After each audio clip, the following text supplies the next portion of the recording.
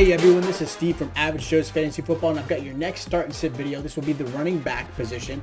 Now, a lot of these start and sits are going to be based mostly off of PPR, so you might have to make some adjustments if you are in a standard scoring league, but this is, again, even half PPR, this is kind of how I rank some of these starters. If you are new to the channel, make sure you hit that subscribe button and the notification bell so that way you guys are notified every time we drop a new video just like this. And if you have questions, please feel free to hit us in the comments down below or follow us on our socials. We're on Twitter and Instagram. You can always ask us in our DMs if you have questions about trades, who to start, whether it be picking up somebody off the waivers, anything like that. We'll be able to help you guys out. So we're going to go right into this. Again, I make this pretty simple. We're going to talk about 3 starters that I believe are going to be great this week. 3 guys I would recommend sitting, and then some sleepers. Now, I'm not going to talk about the obvious. So these are your obvious starts here. I don't need to go through the whole list, but I did list out who is an obvious start. These are guys and running backs that, for whatever reason, you should not be benching. These are guys you're going to start. Now, could some of these guys change later on in the season? Absolutely, but week 1, these are your obvious starts. You should be starting them at all costs, okay? So we're going to jump into the first person who I believe is going to be a great start. And it's kind of an odd one because nobody really knows what's going to happen with him, but Chase Edmonds for the Arizona Cardinals, I believe, is going to be actually a good start this week upcoming against the Titans. Now, part of that has to do with how the game flow is going to be. I do believe the Cardinals can keep up with the Titans with that, obviously new offensive weapon like Julio Jones added.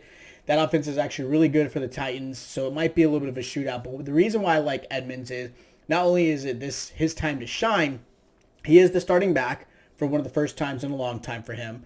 He is a great PPR running back. He can score some touchdowns. And Titans give up the 19th most rushing yards. And they average about, running backs usually average about 26 points or so against them. So I do see him having a pretty good game. Anywhere from 15 to 20 points, I think will be a good, solid game for Edmonds. And I do believe he can get to that. Next guy I have is Gus Edwards. Now, obviously, this would have been J.K. Dobbins, which also still should have been an obvious start. But I have Gus Edwards here. Obviously, with Dobbins out, Gus Edwards is now the forefront back. Now, Le'Veon Bell was signed to the practice squad. And obviously, that might turn into something maybe. But I do believe Gus Edwards is a great option. Gus Edwards is somebody I talked about all offseason of a running back you should be aiming after ever since Dobbins went down. He's averaged over 700 yards really as the backup, and he's averaged over 5 yards a carry. They're going against the Raiders. The Raiders have allowed the 24th most points, rushing yards to running backs. And on top of that, they've averaged 28 points for running backs against them. So this is a great matchup for Gus Edwards. I think he'll get a couple touchdowns in the red zone. He is going to be the goal line back. I think he'll have about 60 to 70 rushing yards or so. Nothing super crazy, but I think those touchdowns are going to help save him and have a really great game. Next guy I have is Raheem Mostert. So this is going to be a little bit interesting, right? Raheem Mostert is the starting back. Obviously, Trey Sermon might end up having some ball carrier, balls thrown his way, catching, running. But nobody really knows how that's going to be. So based off the fact that Mostert is the number 1 back, going against the Lions have allowed the 27th most rushing yards. And again, this is all from last year. And running backs had 32 points averaged against them. So this is perfect salivating moment for Mostert to actually really kind of gain traction and really be the RB1. I do see Trey Sermon kind of being trickled in there, but I like Mostert a lot this week. Now, as far as your sit options go, first guy I have is Swift. Now, DeAndre Swift, again, he is probably really the only weapon for the Detroit Lions. Reason I have him sitting is, one, he is still dealing with a groin injury, so we don't know how healthy he really is going into week 1. On top of that, he's going against the 49ers, and that was without Nick Bosa. The 49ers allowed the 7th fewest rushing yards against them. On top of that, they only allowed 20 points for running backs, which was one of the fewest in the league. So this is a really tough matchup. New quarterback, new offense. There's a lot going on with Detroit, and I do not trust DeAndre Swift, and I know he was highly drafted for most of you guys. Next guy I have is Miles Sanders.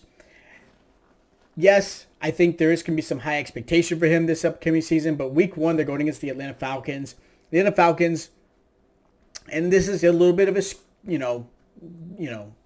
I would say not completely accurate defense, but the Falcons last year allowed the 6th fewest rushing yards.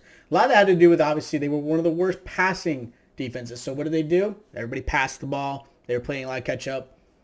But even with teams ahead of them in rushing the ball, they still struggled actually against them. They only allowed 21 points to the running back position, and I actually do believe the Falcons have a decent rushing defense. So I don't like Miles Sanders this week at all. The last guy I don't recommend this week going into the RB1 or maybe RB2 slot will be Darrell Henderson. Henderson is obviously the only back that I would say is caught up with the offense, right? Sony Michel was traded to them, but Michel's catching up on the offensive. So I don't see a whole lot of usage for him. I do see Sony Michel getting a lot more later on.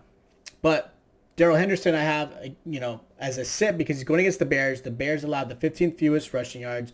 The Bears defense has always been a good one. They also averaged 21 points allowed to the running back position. Again, one of the lowest in the league. So the fact that you have Darrell Henderson, who's now going to be starting, you do have Matthew Stafford, who I do like. I remember if you guys watched the start sit video for the quarterbacks, I do recommend Matthew Stafford. But I think it's going to be more of a high passing scoring game than a rushing game. So I don't like him at all this week. Now, as far as the sleepers go, I've got Mike Davis against the Philadelphia Eagles. Mike Davis will definitely get the goal line. Mike Davis looked really good early on in the season last year for Carolina. And I do think he's going to do really well this year. And obviously the Eagles aren't great at stopping the run. The last guy I have is Damian Harris. Now, Damian Harris, when he was able to play, when he was healthy and things like that, he averaged over 5 yards a carry. He looked really good. They're talking about big time this offseason. So this is kind of his moment to really shine. The Dolphins kind of struggle against the rushing yards as well. So I like Damian Harris.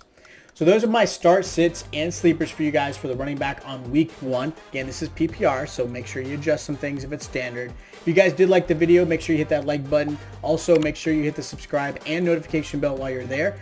We would love to help you guys out with your championship. This is going to be your year. Make sure you guys are following these videos. Again, if you have questions, hit us up in the comments down below or on our socials. Again, feel free to hit us up in the DMs. We'll be able to answer every question you guys have. We try to make that a little more personal. And again, I look forward to seeing you guys, and I'll catch you guys next time.